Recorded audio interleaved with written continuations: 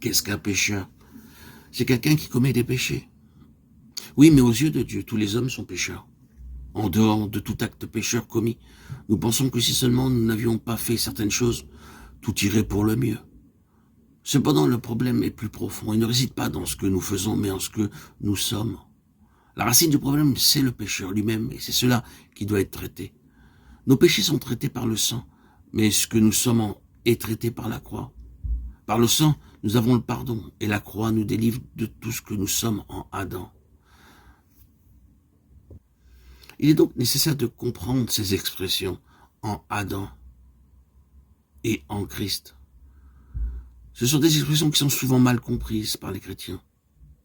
Nous sommes tous nés en Adam, et Romains 5, 12, 21 nous montre ce que nous sommes en Adam.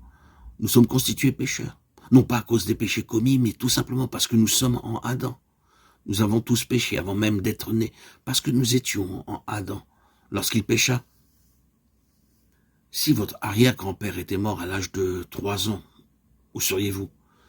Vous seriez aussi mort en lui. Votre existence aurait donc été dépendante de la sienne. De même, nous sommes inclus dans le péché d'Adam, et parce que nous sommes nés en Adam, nous avons ce qui est issu d'Adam, cette nature adamique, qui est une nature du pécheur.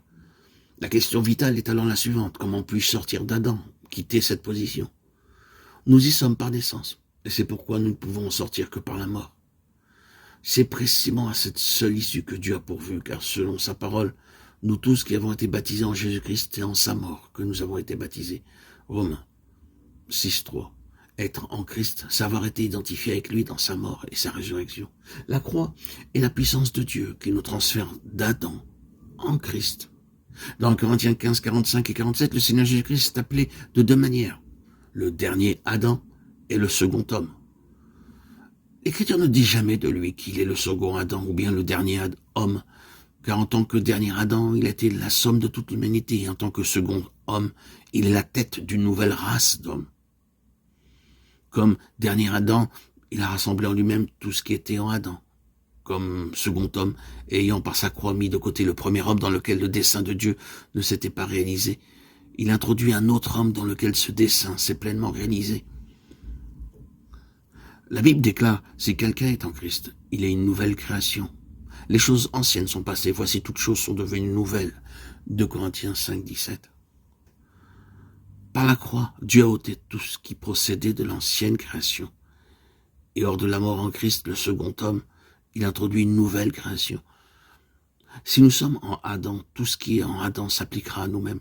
De la même manière, si nous sommes en Christ, tout ce qui est en lui nous est accordé par grâce, sans aucun effort de notre part, sur la base de la simple foi. La vie du chrétien ne consiste donc pas à vivre des aspects particuliers de la vie de Christ.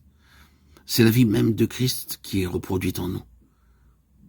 C'est par lui que vous êtes en Jésus-Christ, lequel, de par Dieu, a été fait pour nous sagesse, justice et sanctification et rédemption. 1 Corinthiens 1, 30.